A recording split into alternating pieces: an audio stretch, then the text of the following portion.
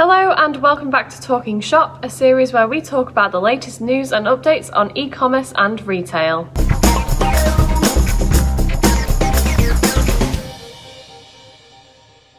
Today we'll be talking about how Thorntons are closing their stores, Google are testing a new cost display feature, and non-essential businesses are gearing up to reopen on the 12th of April. Our first story today is that famous high street retailer Thorntons announced that it will be closing its 61 shops across the UK after lockdown restrictions are lifted.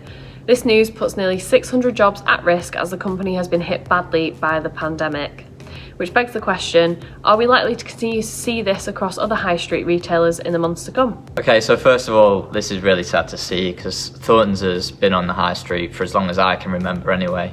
And one of the things that I think of when they are shutting down is you're going to kind of like miss that in-store experience. So it's kind of a bit different to selling online. When you go into the Thorntons store, you see the kind of like chocolate fountain and you can smell the chocolate and bits like that. So it's just whether it's going to be the same kind of, I don't know, thing online and how well they do just selling online. So yeah, and I think it's sort of a bit of a warning to other businesses that if you don't pivot and change your business model to serve people online, then your business may suffer for it. So online is really the way forward. Yeah, definitely. On to our next story, where Google are testing a new display cost feature for local searches.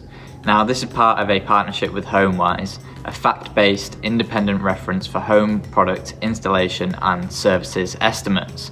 Now, this shows cost estimates for work within the local area directly within the search results. So this is another great step forward for Google and a great addition for service-based businesses, especially within local search results. If it goes well, I think we could see this being rolled out worldwide. Yeah, definitely, and this means that you're going to be a lot more competitive in your local area because obviously people are going to see the prices of other services straight away before they've even clicked on kind of like competitors' web page. And as we say, this is an organic kind of like feature from Google, so it's not something that you'll pay for, but it is something that they're testing. So obviously not everyone's going to have it just yet, but as Rachel said, hopefully it'll be rolled out worldwide if this is kind of like a good feature from Google. And in our last story, non-essential businesses are allowed to reopen from the 12th of April. Businesses have been offered a £6,000 grant to help them reopen, as well as getting relief on their business rates until June in England, with a further 75% discount after that. Many businesses and shoppers are keen to get back to it, but many are still hesitant about the return of the high street. Let us know if you're planning to reopen your brick and mortar shop in the comments below. Okay, so obviously when they do reopen, it's going to be quite exciting as we'll be on the road to kind of like getting back to normal. However, one thing is kind of like, I think, is there still going to be like restrictions in place, like how many people you can have in store. Obviously people will probably all still be wearing masks, and it'll be like kind of like the height of summer, getting hot weather. So people might kind of like the inconvenience, they might just stay buying online.